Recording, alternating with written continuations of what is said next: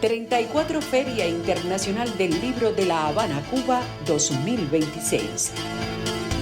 Del 10 al 16 de agosto en la Estación Cultural de Línea. Dedicada al centenario del natalicio del comandante en jefe Fidel Castro Ruz. País invitado de honor, Federación de Rusia. Escritores homenajeados, Marilyn Boves y Josebel Lara.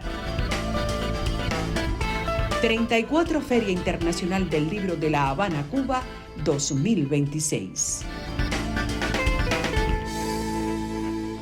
Buenos días, bienvenidos todos. Bueno, hoy es un día muy especial. Un día como hoy, 13 de agosto, en el pueblo de Virán, en la antigua provincia de Oriente,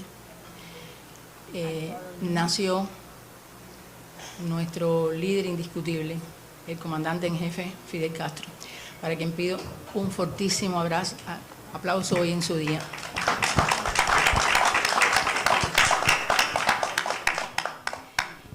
Y Ediciones ICAI no podía dejar pasar por alto esta fecha sin traerles a ustedes la presentación de 3 títulos que son un verdadero homenaje a nuestro comandante en jefe. Vamos a presentarles aquí hoy el libro de Zenel Paz, aquel verano del 61, palabras de Fidel a los intelectuales cubanos. Presentamos también Guerra Culta, que es un libro que nació como gestión de la editorial y que recoge los ensayos de un grupo 11 intelectuales cubanos de distintas generaciones que reflexionan sobre cómo en este momento funcionan las palabras de los intelectuales en las distintas áreas de la cultura nacional. O sea, son las reflexiones de intelectuales de distintas generaciones que hablan y reflexionan sobre las palabras de los intelectuales de Fidel. Y tenemos entonces también el libro, ¿dónde está el libro? Tenemos el libro Los desafíos de contar la guerra necesaria de Rebeca Chávez y de Luciano Castillo. Este es un libro, Los desafíos de contar la guerra necesaria, que trata sobre el famoso documental de Santiago, La guerra necesaria.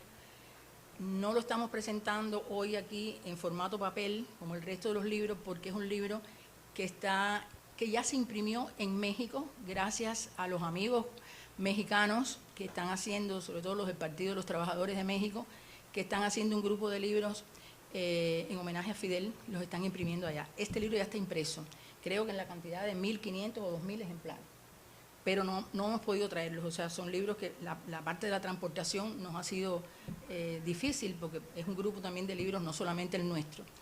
Lo vamos a presentar en otro momento, cuando ya el libro tengamos aquí, el libro en papel, pues haremos una presentación especial nuevamente sobre este libro con este formato. Este es un libro muy especial también, como decía Sacha, esto es un libro audiovisual, o es un audiovisual hecho libro, porque es un libro muy ameno, que no solo está lo que ocurrió, o sea, cómo Santiago Álvarez refleja en este documental los preparativos de Fidel en México, los preparativos del yate de Granma, pero Rebeca y Luciano recogen en este libro muchos espacios, muchos momentos que no aparecen en el documental y que sí se recogen en este libro, que son diálogos sobre personajes mexicanos y cubanos, entre ellos el propio Fidel, sobre estos preparativos del yate de Granma en México. Es un libro muy importante también y bueno, para Ediciones ICAI es un gusto en realidad estar conmemorando el aniversario hoy de nuestro comandante en jefe con la presentación al público cubano de estos 3 libros. Yo pienso que debemos empezar por el libro de Zenel, que es aquel verano del 61. Yo quiero agradecerle en público a Zenel que nos haya dado la oportunidad de publicar este libro, porque yo he tenido la oportunidad de ver otros libros relacionados con las palabras de los intelectuales, y yo les digo que este libro recoge una exhaustiva investigación que Zenel hizo sobre qué ocurrió realmente los 3 días, o sea, los 2 que precedieron al momento que Fidel pronunció las palabras, que fueron el 16, el 23 de junio, que hubo un intercambio entre Fidel y todos los intelectuales que allí participaron, y CENEL, en este libro por primera vez está las personas que participaron los 3 días, o sea, quiénes fueron los intelectuales cubanos que participaron en esas 3 sesiones, el 16, el 23 y el 30, que es entonces ya las palabras de Fidel a los intelectuales. CENEL hizo una investigación, él va a hablar de eso, seguro, ¿no?, de cómo él hizo este libro, y ahí está la lista completa de todos los que participaron, con la presidencia, con quien moderó todo aquello, las palabras de Fidel, las palabras de todos los que intervinieron.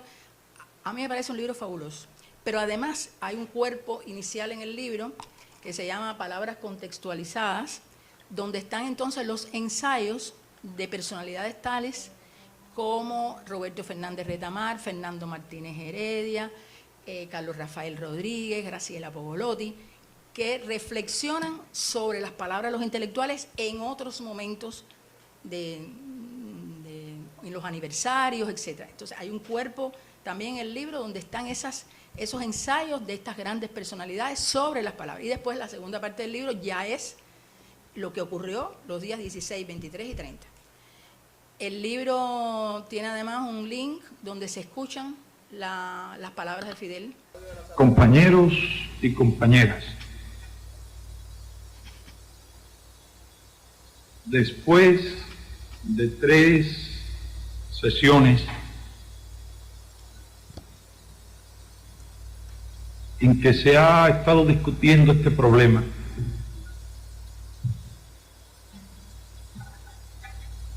en que se han planteado muchas cosas de interés, y que muchas de ellas han sido discutidas,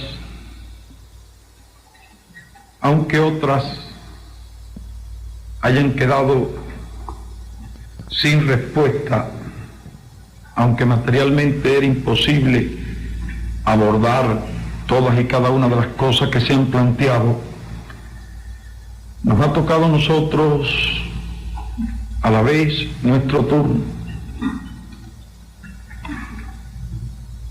No como la persona más autorizada para hablar sobre esta materia, pero sí tratándose de una reunión entre ustedes y nosotros, por la necesidad de que expresemos aquí también algunos puntos de vista. Bueno,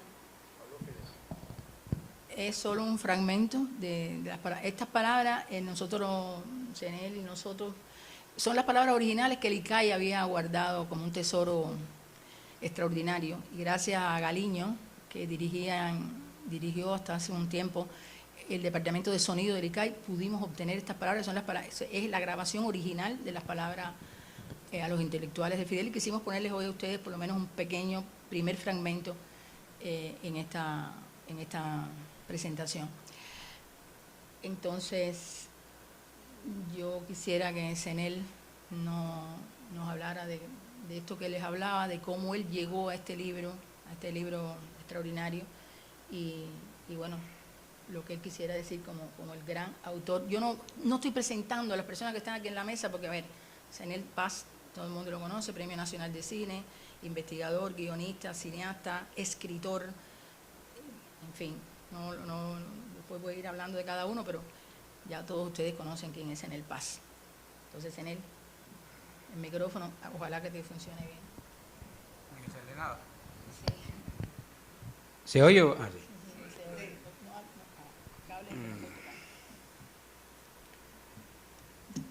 Bueno, lo que tengo que comentar y agregar a lo dicho por Mercy ya no es tanto. Este no es un libro de autor propiamente dicho, sino es un libro de mi autoría. Realmente mi iniciativa es el concepto del libro y hacer, es decir, el objetivo fue hacer un acercamiento al suceso de palabras a los intelectuales y a la repercusión que ha tenido este discurso y los planteamientos de Fidel, de la manera más útil y teniendo en cuenta cómo se había ido trabajando hasta entonces. El discurso en sí, de palabras intelectuales, entre el 61 y el 31, se publicó varias veces. Es un texto que se podía leer desde la publicación inicial de la Biblioteca Nacional hasta que está en otras compilaciones importantes de documentos de Fidel o documentos de la historia de Cuba o de la cultura específicamente.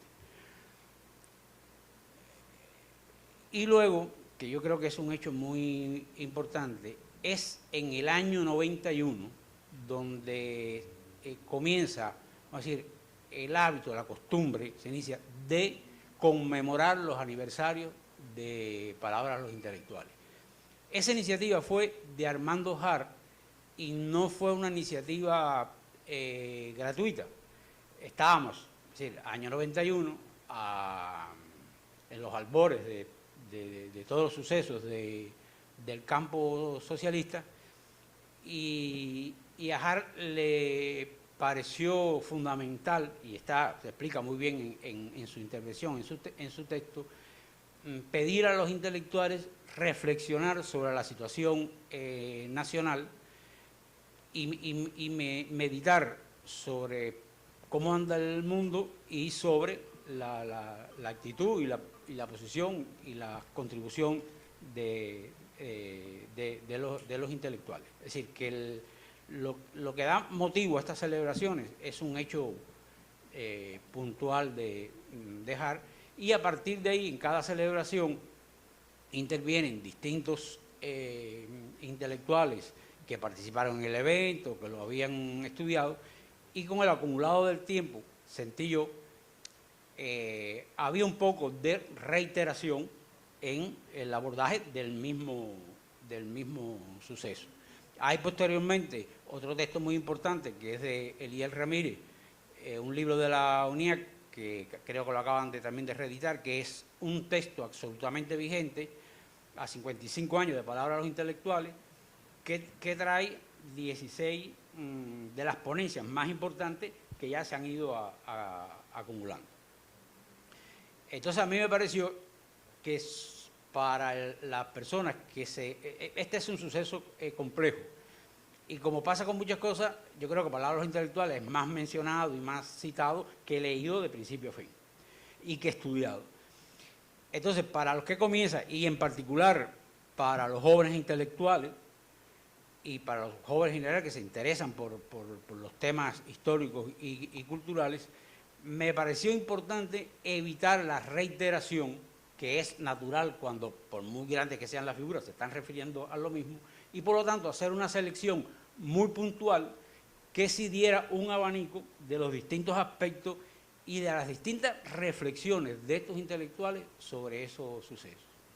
Esto agrega un artículo especialmente solicitado a Padrón, donde él contextualiza el momento cultural, artístico y literario del momento, que facilita la comprensión de todo esto.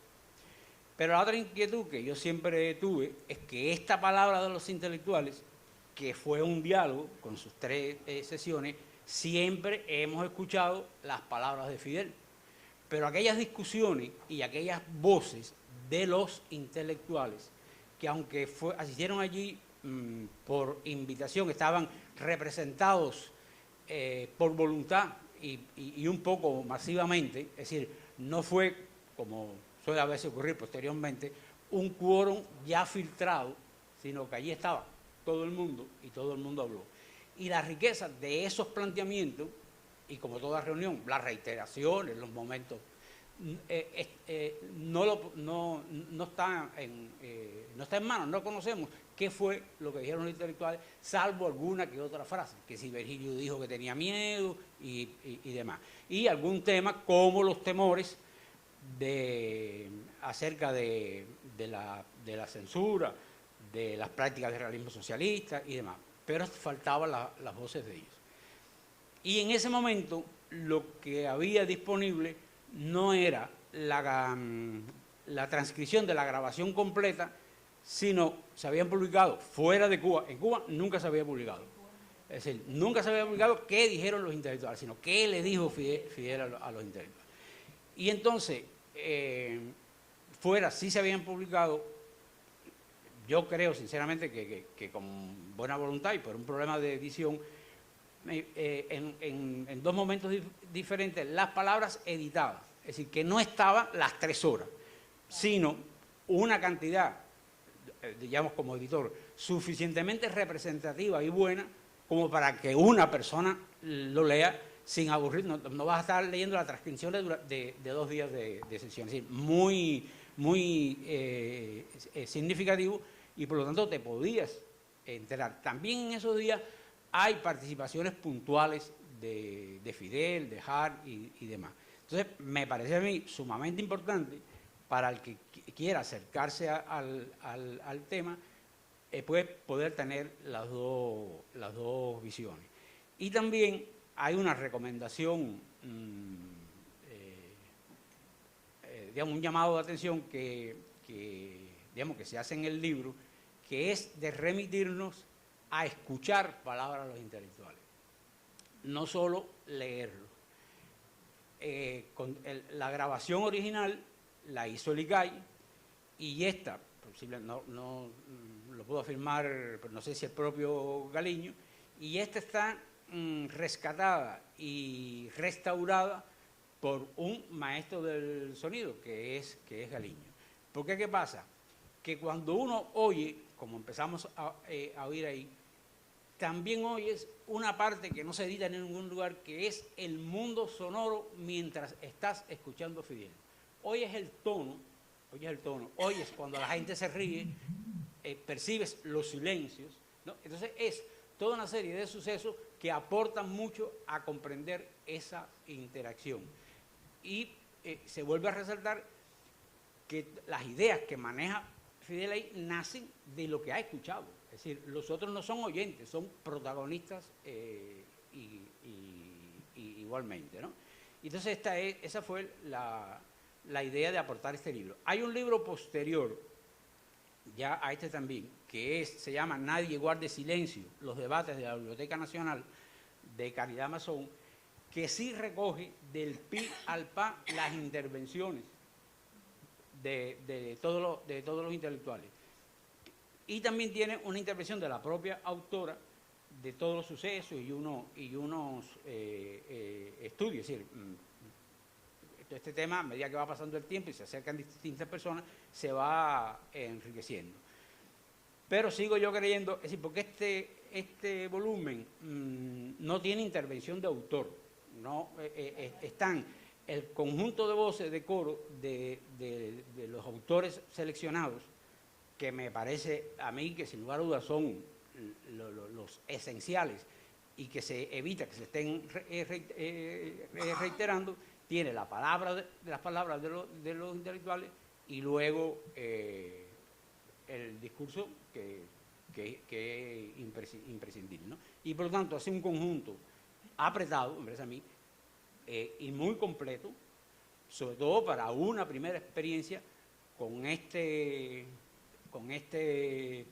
suceso, con este documento, que quizás podamos decir que es el primer episodio de la trayectoria político-cultural del país, donde Fidel, entre otras cosas, llama a la unidad, pero en el sentido de una unidad de diversidad y de reconocimiento de la diversidad, y no del tipo de unidad que a veces proyectamos, que es haz lo que yo digo porque si no rompes la unidad, ¿no?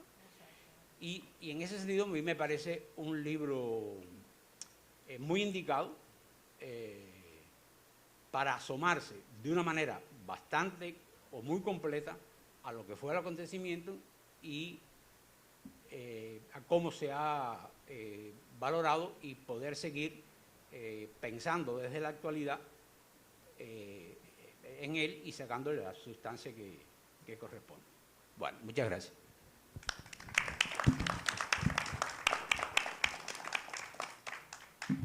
Bueno, ya ustedes vieron, ya Zenel explicó cómo llegó a este libro, y por eso les decía que para nosotros es de mucha satisfacción que Zenel nos haya confiado este libro a Ediciones ICAI, que como les digo, ahora reimprimimos, o sea, hay una cantidad que por eso está disponible hoy aquí. O sea, este libro lo hicimos hace 5 años y ahora lo reimprimimos con motivo también del 65 aniversario de Palabra, por su vigencia, por su total vigencia. Y ojalá pudiéramos hacer más ejemplares en Zenel, porque yo siempre he soñado que este libro, y el mismo, lo podamos llevar a las universidades, a los jóvenes, porque los jóvenes fundamentalmente es muy importante que sepan qué significó realmente las palabras intelectuales y qué siguen significando las palabras intelectuales, porque no es lo que él dijo en el 61, es la vigencia que tienen en este momento las palabras intelectuales. Y con este motivo de saber la vigencia que tienen las palabras intelectuales, es que hicimos este otro libro, que sí les digo que es un libro que surgió de la editorial, o sea, es una idea, o sea, un proyecto de la editorial que se llama Guerra Culta, Reflexiones y Desafíos 60 años después de las palabras. Y en este libro, bueno, pues hay 11 autores importantes de distintas generaciones. O sea, aquí está Rafael Hernández, que va a hacer la presentación del libro. Aquí está Manolito Pérez. Aquí está Fabio Fernández. Está Karina, Nancy Morejón, José Ernesto Nováez, Yacer Toledo, Magda González Grau, Israel González Rojas, Fernandito Rojas e Ibrahim Hidalgo. O sea, como verán, son pensadores de distintas épocas. Aquí hay jóvenes, menos jóvenes, ya de más edad, y reflexionan en este libro de guerra que se llama así Guerra Culta, precisamente sobre lo que ha venido significando las palabras de los intelectuales, lo que significa actualmente, a 65 años, las palabras de los intelectuales. Entonces, este es un libro también muy importante, que también lo hemos podido reimprimir en una pequeña cantidad de ejemplares, y le hemos confiado la presentación del libro. El libro tiene un prólogo de Graciela Bobolotti, también un excelente prólogo de Graciela, y le confiamos la presentación del libro a nuestro queridísimo Rafael Hernández, que no necesita tampoco mucha presentación, politólogo, sociólogo, director de la revista Temas, de ediciones Temas, en fin, y además una figura bien mediática, o sea, pública, en muchísimos espacios importantes de la cultura nacional. Y Rafa, que formó parte del proyecto y está sus reflexiones aquí en el libro, bueno, pues hemos tenido el placer de que sea él el que presente hoy aquí Guerra Culta.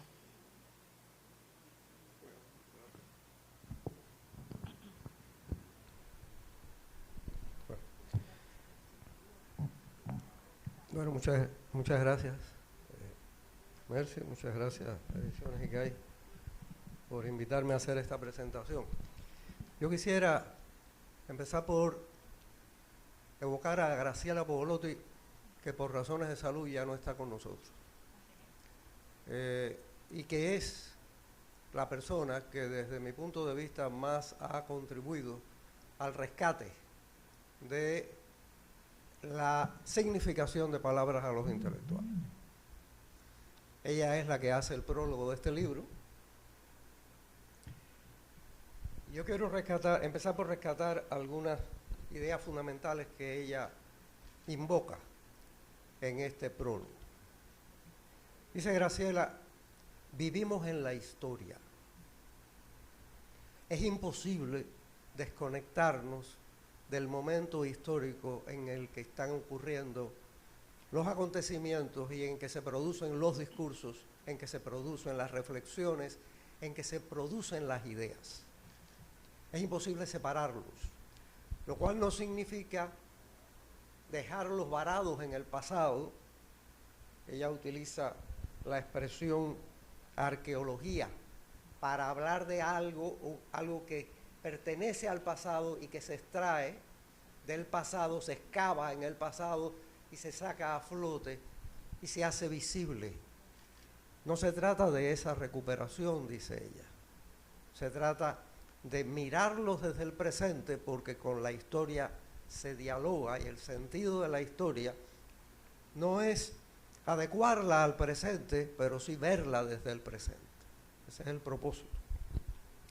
Ella se refiere a esto, estas son sus palabras. Dice, no es arqueología, es recuperación, es reinterpretación. Le tenemos miedo muchas veces a reinterpretar hechos que han estado consagrados de cierta manera, al sentido de cosas que ocurrieron, a palabras, a discursos, a ideas proyectadas en momentos anteriores y que nos parece sacrílego volver a tratar de interpretar como si la cultura fuera algo que se congela en momentos y no algo que se revive, que es precisamente el resultado de esa reflexión sobre nuestro pasado. Dice ella, debatir, estoy citándola, y profundizar en análisis de temas insuficientemente abordados, a pesar de la mucha tinta gastada en ellos. Es lo que mencionaba Zenel. Se pueden haber producido toneladas de tinta y de papel sobre un acontecimiento que sigue abierto a la reflexión, porque no se trata de extraerlo de un estrato del subsuelo de donde estuvo en la historia, de volver a mirarlo, sino de reinterpretarlo, de darle un sentido, apegado a lo que significó en su momento para poder darle un sentido en la actualidad, porque nuestra mirada va a actualizarlo en la medida en que lo leamos desde hoy con una implantación en el presente, de manera que Palabras a los Intelectuales nos dice muchísimas cosas más de lo que podemos encontrar cuando simplemente escuchamos fríamente, digamos, las conversaciones entre los artistas intelectuales y la dirigencia de la revolución. Ella hace alusión también en este prólogo al hecho de que esa no fue una reunión aislada, separada, y que no pasó nada más, y que eso sigue siendo como si ese fuera el diamante del Capitolio, el kilómetro cero al cual hay que volver. Han pasado muchas cosas después. Hubo reuniones de Fidel, y eso ella la cita en el prólogo. Hubo reuniones de Fidel posteriores una y otra vez con artistas e intelectuales, en distintos momentos, en distintas circunstancias y con distintos resultados. Y las últimas, las que tienen lugar en el ciclo a partir del periodo especial, son unas en que ella dice, hace referencia a ellas, dice, esas reuniones de Fidel Castro son para hablar de problemas tales como el estado de la ciudad, como el racismo, como la pervivencia del racismo, como el hecho de que hay jóvenes, muchos jóvenes que abandonan el estudio y el trabajo. Estamos hablando del origen, el inicio del periodo especial que se produce esta recuperación de las reuniones de Fidel, otra vez más, otro ciclo de reuniones con los intelectuales. Es decir, no es una reunión para hablar de temas sindicales o gremiales de los artistas y de los escritores, No es una reunión ni siquiera para hablar de problemas artísticos literarios. Es para hablar de los problemas del país. Y la relevancia de esas reuniones podrían estudiarse todo lo que significaron esas reuniones de Fidel con el Consejo de la Unión, que son mucha gente, no son 3 o 4, y una discusión que empieza Fidel diciendo una cosa y al final de la reunión, 6 horas después, está negando lo que dijo. ¿Correcto? Eso es un diálogo. Un diálogo en donde los artistas y los escritores debaten con Fidel Castro. Y naturalmente, igual que en Palabras a los Intelectuales y tanto tiempo después, ese es el estilo de Fidel la de construir el consenso. Todo el mundo salió pensando diferente de esas reuniones, incluyendo el mío. Y por último, Graciela, en ese prólogo, menciona dos asuntos que solamente quiero mencionar, como ella lo hace. Vivimos un momento en donde las tecnologías de la información, las redes, etcétera, se han convertido en medios muy amplios, muy democráticos, muy abiertos, pero a través de los cuales también se manipula la conciencia. Donde a diferencia de otros momentos anteriores, se parte de la noción de que sabemos lo que pasa. Sabemos lo que pasa porque leemos Facebook e Instagram y nos enteramos 3 minutos después de algo que está ocurriendo. Estamos informados, ya sabemos lo que pasa. Sobre eso hay mucha tela por donde cortar y no es de eso que estamos reunidos aquí para hablar. Ella habla de acudir al saber acumulado para superar errores y solucionar urgencias económicas y sociales. Subraya la importancia de la cultura para enfrentar los problemas que tienen que ver con la economía y con la sociedad. El referente cultural, la cultura como instrumento, la cultura como principio, como base, para poder hacer cambios. Sin eso no hay una transformación que permita la participación activa, consciente y útil de todo el mundo en los problemas económicos y de los problemas sociales, que no son simplemente el interés y el objeto de los que dirigen o de los que saben de economía o de problemas sociales. Su última frase en este prólogo dice textualmente: Fidel, en palabras a los intelectuales, nos recuerda el arte delicadísimo, estas son las palabras que ella usa, de poder seguir edificando consenso. El arte delicadísimo de Fidel Castro en construir y reconstruir el consenso, como lecciones para el presente. Yo creo que eso muchas veces se pasa por alto. Parece que palabras a los intelectuales es una reunión en donde el jefe de la revolución le dice a los intelectuales y a los artistas: esta es la línea, y de ahí para allá no se puede cruzar.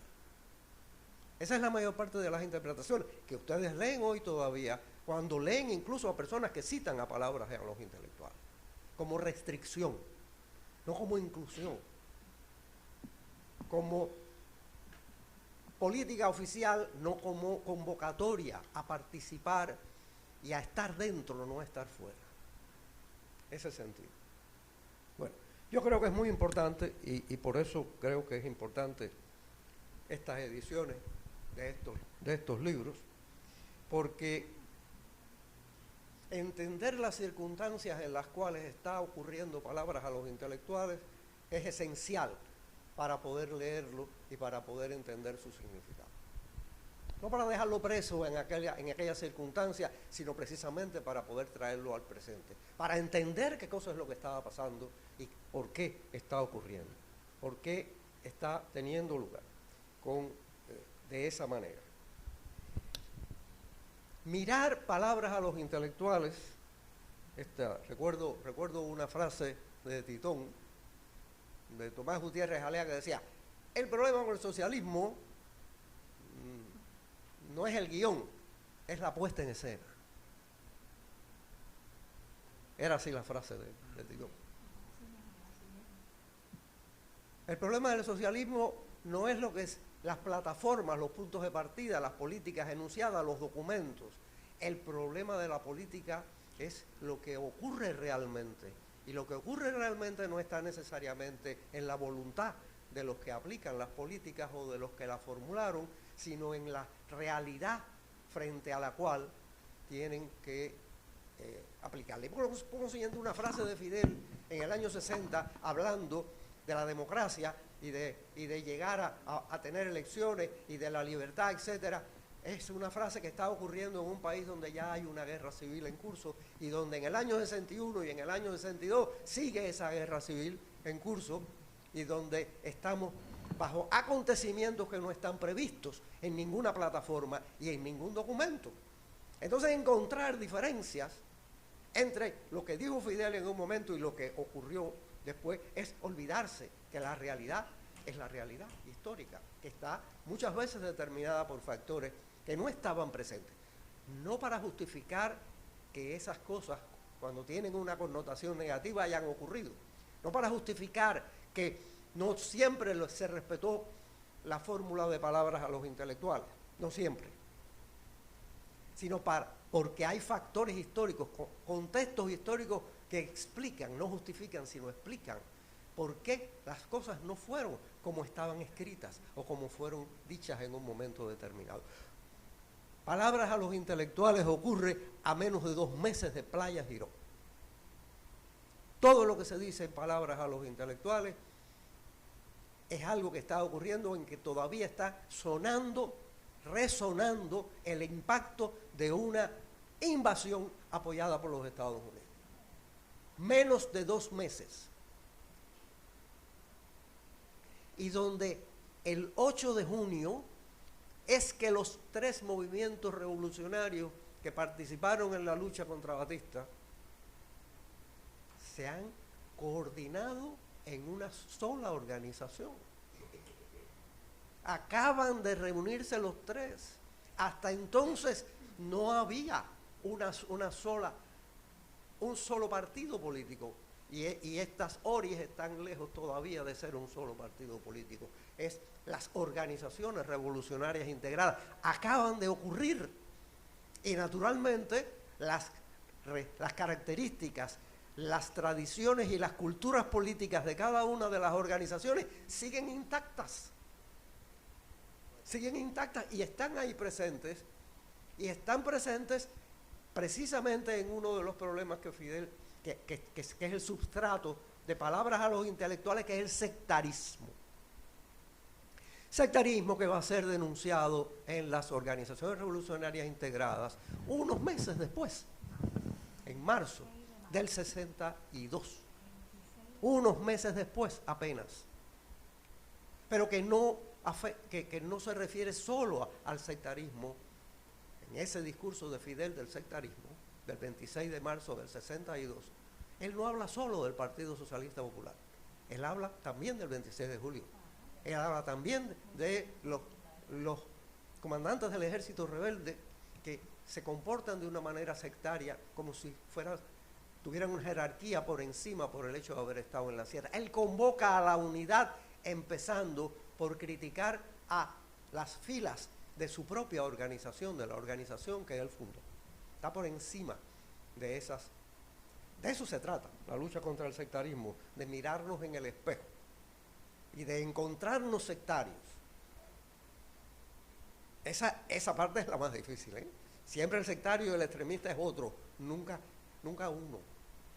Bueno, creo que esto es fundamentalmente lo que yo quería mencionar. Lo último que quiero decir, palabras a los intelectuales es un hito fundamental en la política cultural, pero no solo en la política cultural, sino en la política de la revolución más allá de la cultura. Si volvemos a leer, o si leemos por primera vez palabras a los intelectuales, porque cada vez que yo hago una encuesta, casi nadie se ha leído de punta a cabo palabras a los intelectuales, como la mayor parte de los discursos de Fidel, los citan de oída. El otro día oía a una persona que dirige una institución, una ONG cultural, diciendo: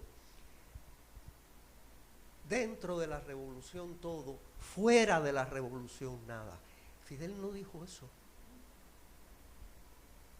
Y le pregunté a otra, le dije: ¿cómo es posible que eso se publique? Pero ¿es así? Hay que ser un especialista para saber que fue dentro de la revolución todo, contra la revolución nada. No hay que ser un especialista. Si tú crees que fue dentro de la revolución todo, fuera de la revolución, nada, tú no entiendes lo que dijo. Simplemente. Y si tú reduces a eso lo que él está diciendo de la política, él está diciendo en ese párrafo donde está la archicitada frase, y citada muchas veces mal, él está diciendo: la revolución se hizo para todos, incluyendo los que no son revolucionarios, excluyendo solamente a los que se le oponen activamente. Pero dentro de la revolución está todo el mundo, salvo los que se le oponen activamente y decidieron ponerse en contra. Y por supuesto no porque están adentro, porque están en contra, están luchando en un contexto como ese. Guerrillas contrarrevolucionarias en el Escambray, Playa Girón, Estados Unidos amenazando con algo que va a ser después la crisis de octubre, la crisis de los misiles, nos van a bombardear con bombas nucleares, etcétera, etcétera. Es en ese contexto que él le está diciendo a esos que tiene enfrente, que ocurre que son intelectuales y artistas, todos, la mayoría de los cubanos son revolucionarios, le dice eso.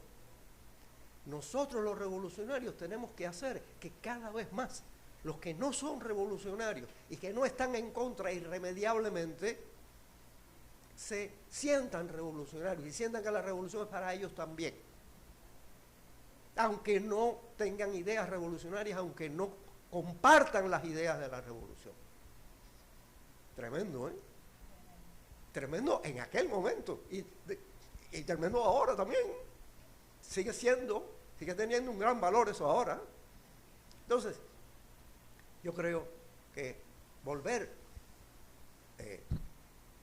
Senel hablaba del libro de Karim Masson. Este es un tema interminable, porque los grandes acontecimientos, las grandes cosas que han pasado en el cambio político y social en Cuba, que ha sido menos estudiado, se ha estudiado más la esclavitud, se ha estudiado más las guerras de independencia que la revolución. Y ese déficit es un déficit que no podemos resolver con una invocación. Hay que resolverlo a través de publicaciones como esta, y la utilidad que esto tiene es que pueda difundirse. No alcanzan los libros impresos, libros electrónicos.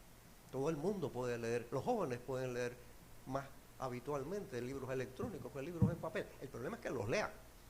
El problema es que se tomen el trabajo de leer algo que tiene esta importancia y que puede hacerles ver la revolución de otra manera y no como una línea roja más allá de la que no se puede pasar. Gracias.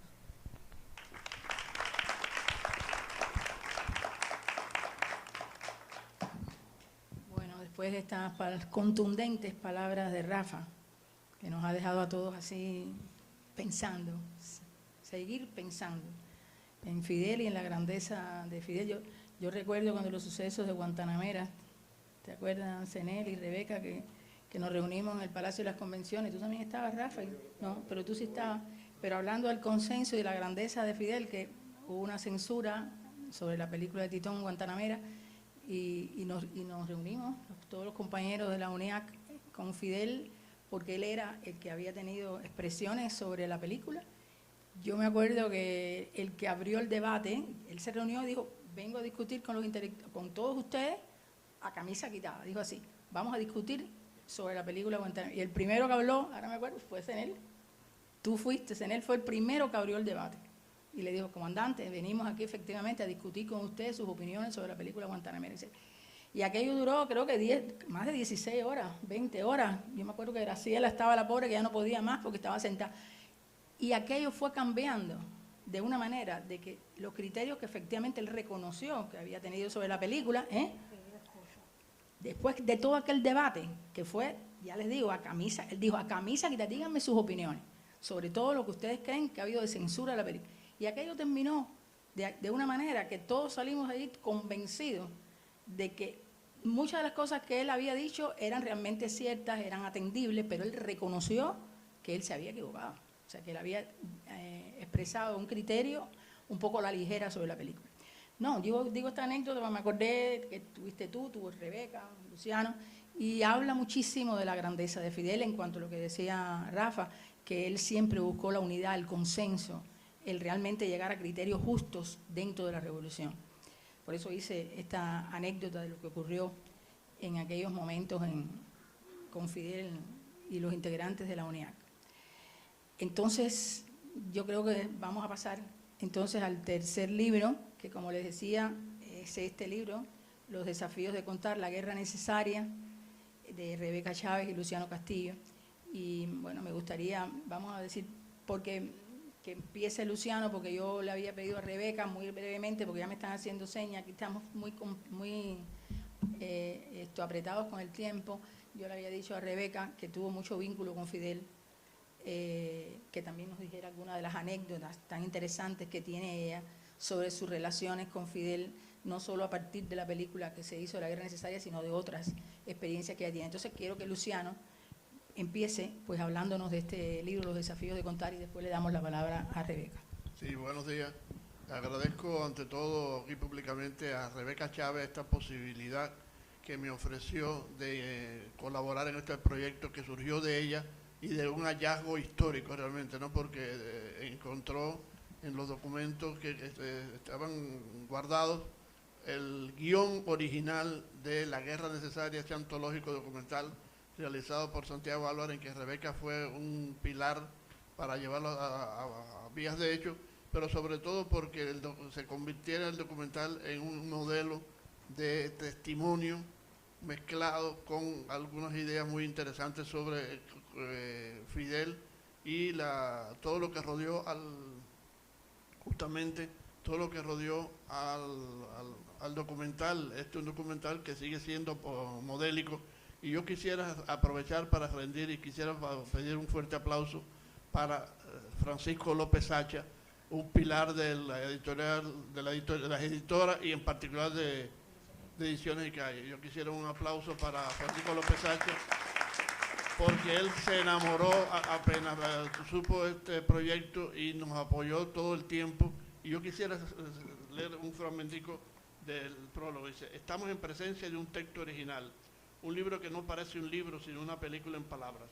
Rebeca Chávez, cineasta, y Luciano Castillo, crítico e historiador de cine, dirigen una expedición en particular a los diálogos, las imágenes y los apuntes. Disculpe que los de Pehuelo no me acompañan. Y los apuntes convertidos en rollos de celuloide y las grabaciones de sonido que se realizó Santiago Álvarez para filmar el documental La Guerra Necesaria en 1980. Cómo exponer de nuevo una verdad del arte con la complicidad de lo que no se vio, o se vio y escuchó a medias, o apenas se intuyó en ese material dormido que ahora se rescata en las palabras y se interviene. Realmente yo quisiera aprovechar para hacer un comercial con tiempo suficiente, porque este libro se va a presentar después oficialmente. No ha llegado a Cuba, tenemos solamente unos ejemplares, Mercio, otros Rebeca y unos pocos. Ni Rebeca dice que no tiene uno solo. Y realmente es un libro del que me enorgullezco haber colaborado, y que realmente va a ser un libro importante en cuanto al reflejo de la historia vista por el cine. Entonces, merci, gracias por la invitación. Gracias a ti, Luciano, que estés aquí acompañándonos a nosotros. Luciano, que es nuestro Premio Nacional de Cine de este año. Otro mérito para Luciano, otro más, lo que ya tiene. Bueno, entonces ya voy a darle la palabra a Rebeca, que no solo te vamos a entrevistar, ahora también después vamos a hacerte una entrevista, Rebe, allá en eso, con la prensa. Dinos muy...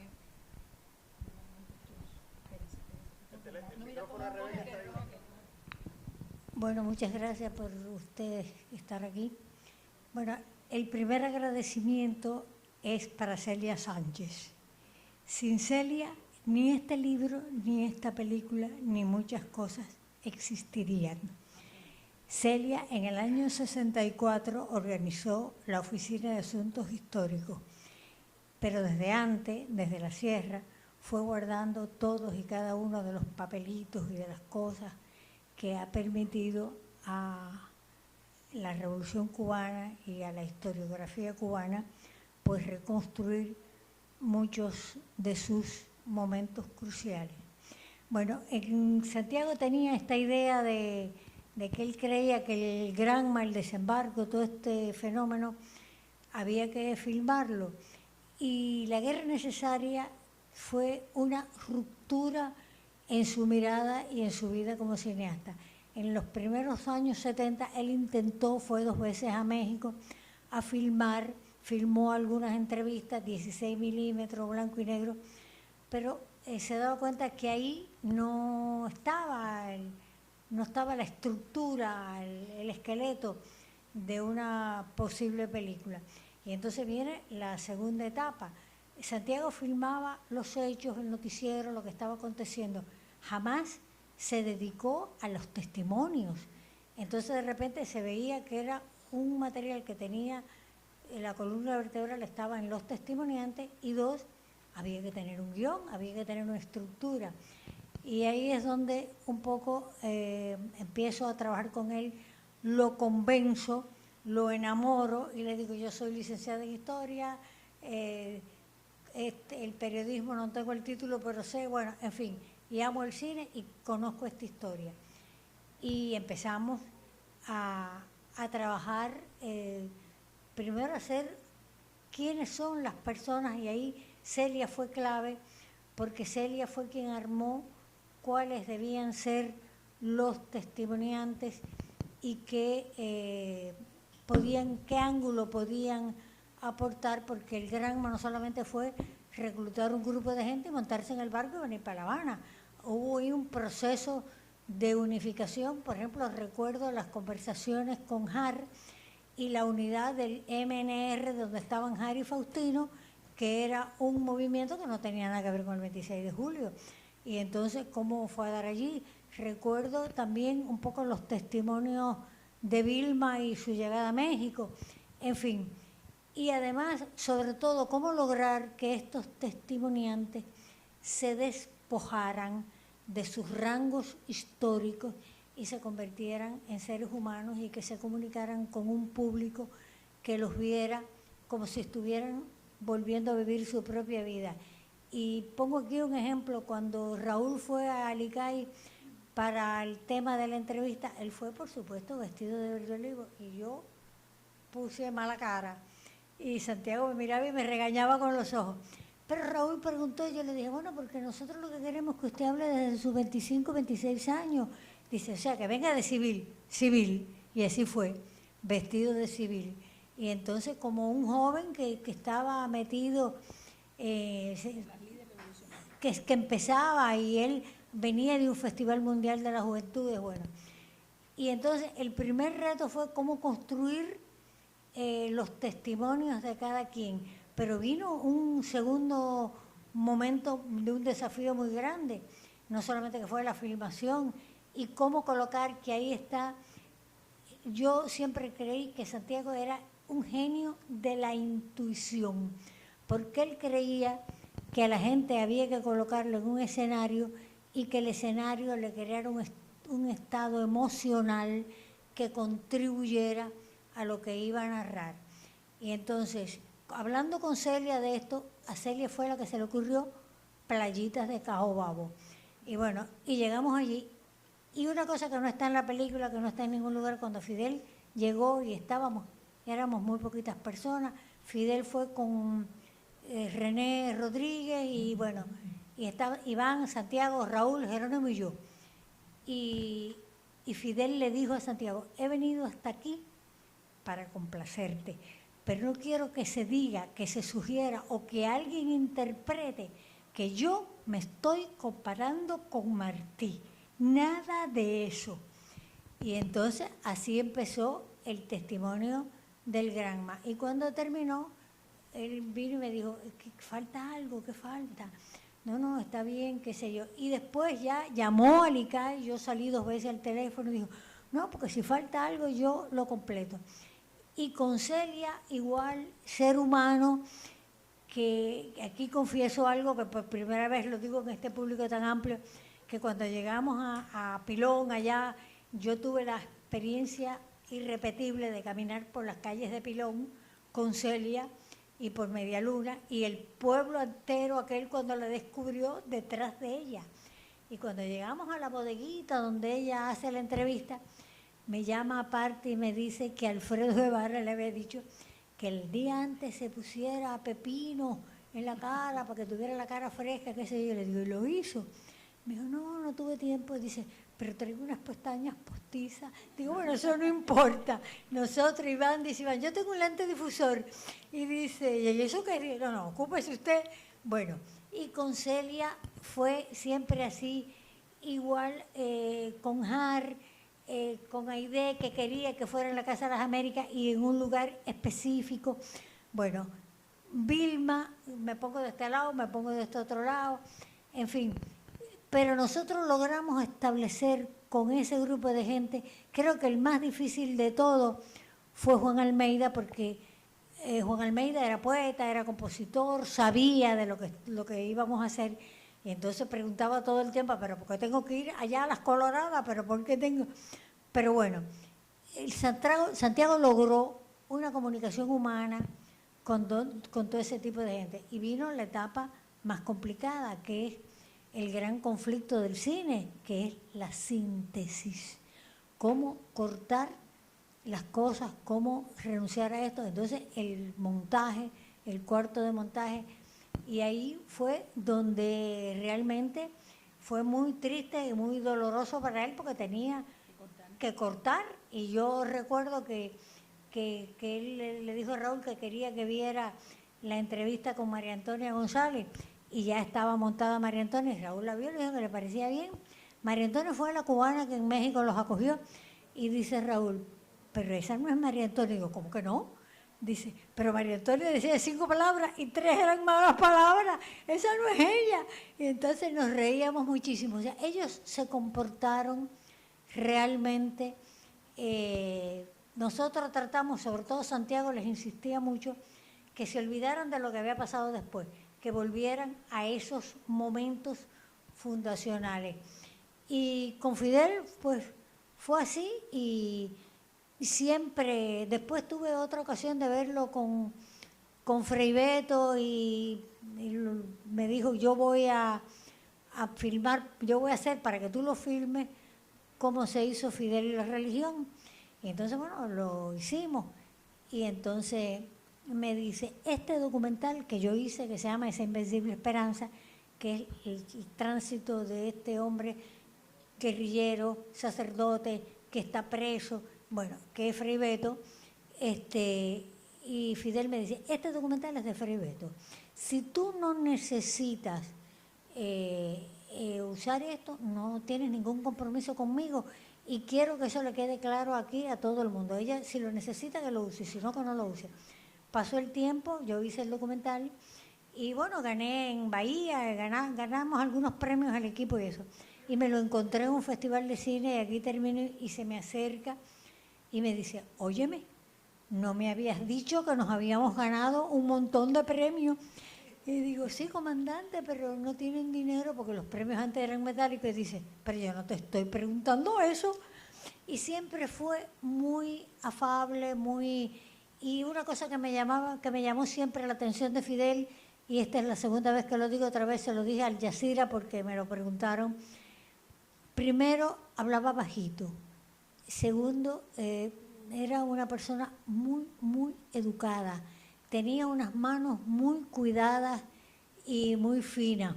Y entonces cuando terminamos allí en Playita, estábamos en un naranjal y viene un escolta con un vaso de agua. Y yo estaba conversando con él y viene y le dice, ¿y ella no toma agua? Y entonces me dio su vaso. Y de ahí Santiago le propone ir a ver a que el Salustiano Leiva, que era allí, y Fidel va, y bueno, ¿y cómo hacemos los de Salustiano? Y ahí viene la segunda lección. Él le preguntó, bueno, Salustiano hablaba con él, y llegó un momento en que Salustiano le dijo, porque yo soy fidelista hasta la muerte, pues yo Fidel, dice, y yo soy hermano de Fidel, y Fidel le dice, así que yo soy tu hermano y tú no me conoces. Entonces Salustiano le pone la mano en la cara y le dice, ¿tú eres Fidel? Y entonces hablan y bueno, y ahí Fidel, se termina aquello y Fidel dice, bueno, por favor, que les resuelvan el problema de la vista. Y pregunta, y entonces empiezan un grupo de funcionarios municipales, que vamos a traer esto, que le vamos a traer un refrigerador, que un televisor de pila, que ese Fidel dijo, nada de eso, porque cuando se le acaben las pilas al televisor, nadie va a venir a traerle una pila. Y un refrigerador de luz brillante, nadie va a traerle luz brillante. Que el hijo que hace percheritos, que siga haciendo sus percheritos, ustedes lo que tienen que revisar, que la pensión le llegue a tiempo y le llegue completa. No se pongan a estar prometiendo lo que no van a cumplir nunca.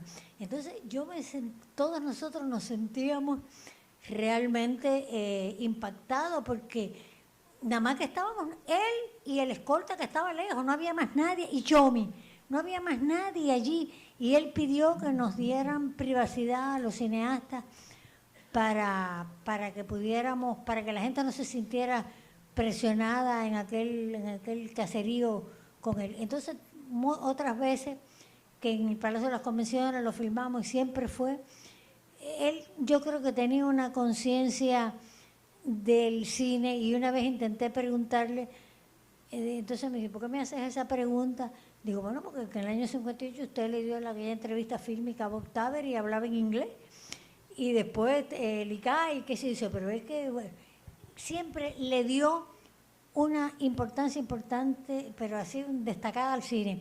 Y el último encuentro que tuvimos con él fue cuando en el 90 las discrepancias, los líos con el ICAI y querían disolver al ICAI y un grupo de 13 cineastas le hicimos una carta y gracias a Santiago Álvarez esa carta le llegó y 24 horas después de haber recibido la carta, un escolta o de su oficina nos llamaron a todos y cada uno de nosotros para decir, el comandante ya leyó la carta y va a tomar medidas.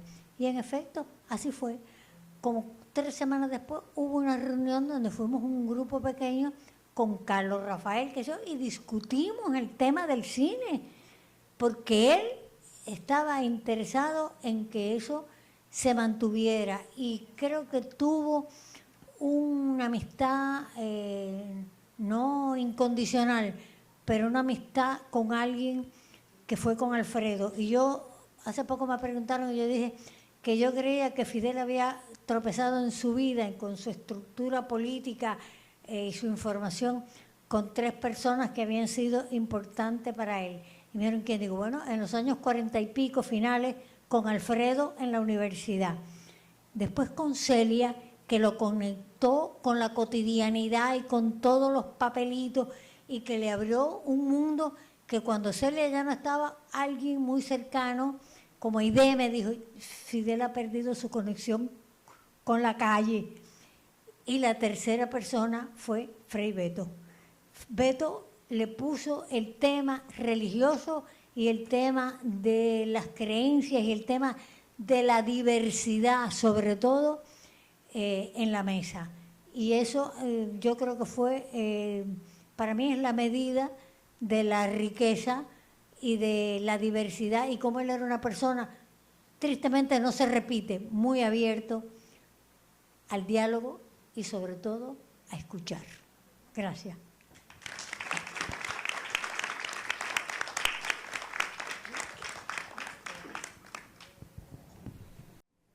Bueno, entonces, gracias Rebeca, muchísimas gracias. Tú tienes muchas otras cosas que decir, pero bueno, el tiempo siempre está contra nosotros. Bueno, yo ya antes de terminar quería no solo agradecerle a nuestros amigos aquí en el panel, sino agradecer la presencia de todos ustedes aquí hoy en un día tan especial, a Lourdes, a la cineasta Lourdes de los Santos, presidenta de Cine, Radio y Televisión de la UNIAC, a los directivos del ICAI que están aquí, a los amigos. En fin, hoy es un día realmente especial y yo estoy muy feliz de que haya una sala llena de personas homenajeando a nuestro comandante en jefe.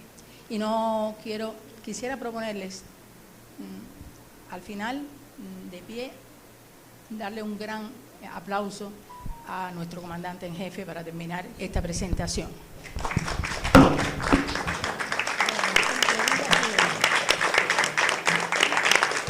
Que ¡Viva Fidel!